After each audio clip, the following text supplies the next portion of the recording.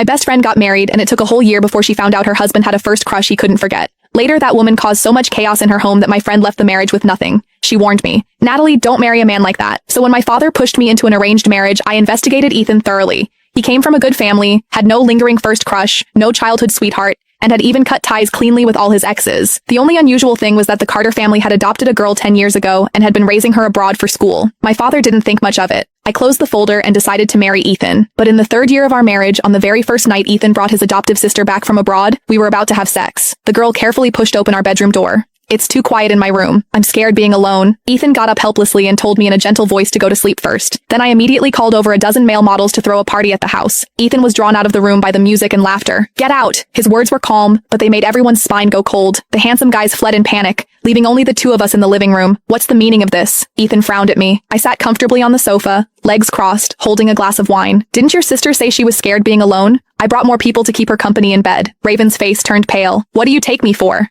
I smiled brilliantly, enunciating each word. "A shameless homewrecker who seduces her own brother." Ethan's expression turned cold instantly. "Natalie." Raven's eyes reddened, trembling with anger. "What right do you have to say that about me?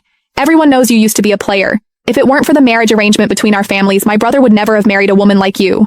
"Raven, shut up." Raven froze, tears falling as she looked hurt. "You're yelling at me? You're yelling at me for that woman? Didn't you hear how she insulted me? Fine, I'll leave. The young girl ran toward the door in distress, her pathetically short nightgown looking like it might fall off at any moment. Ethan frowned, swept her up in his arms and carried her back to her room before walking over to me. "Go to bed." I didn't move, just looked at him with a cold laugh. Ethan sighed helplessly. "I'm really tired and exhausted.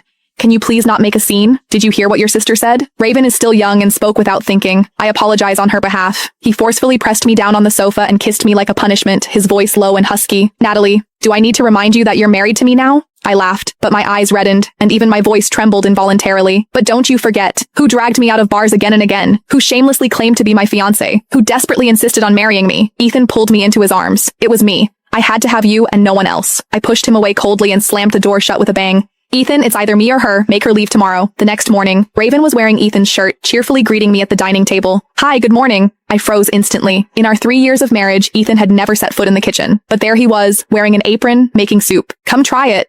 My brother's chicken soup is delicious. Whenever I'm feeling down, one sip of his soup makes me feel better instantly." And Ethan acted like nothing had happened. "You're up? Come sit." I took a deep breath, forcibly suppressing the anger and pain surging in my chest, and immediately called my new assistant. "Prepare breakfast for me and have it on my desk by 9 sharp. I turned and left without hesitation. Behind me, I heard Raven complaining. "I was trying to make peace with her and this is how she acts." "Fine, don't eat it. You made it for me anyway." On the way to the office, I contacted my brother. "I want a divorce." "Are you joking?" I gripped my purse tightly. "I'm not joking," my brother asked in disbelief.